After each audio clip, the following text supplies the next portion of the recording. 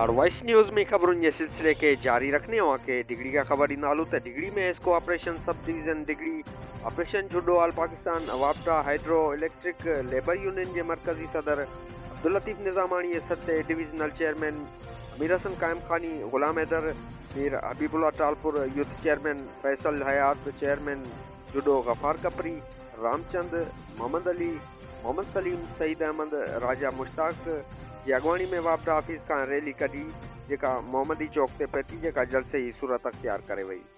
एहतियाजी rally के अगवाणन खिताब कंदे चयो त अहिड़नि समूरनि मुलाज़िमनि खे जिन खे दूरान इलाइक़नि में मुंतकिल कयो वियो आहे उन्हनि खे पंहिंजनि शहरनि में बहाल कयो वञे, भर्ती ते पाबंदी ख़त्म कई वञे ऐं मुलाज़िमनि जी खोट पूरी कई वञे। इहो बिल्स खे यकीनी बनायो वञे, कॉन्ट्रैक्ट ते भर्ती कयल मुलाज़िमनि खे डेली वेजिस ऐं फिक्स पेज ते रेगुलर कयो वञे।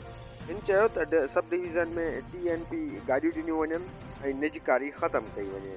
रिपोर्ट जुमन कमराणी, लाड़ वॉइस न्यूज़ डिग्री। वधीक ख़बरुनि अपडेट लाइ विज़िट करियो लाड़ वॉइस न्यूज़।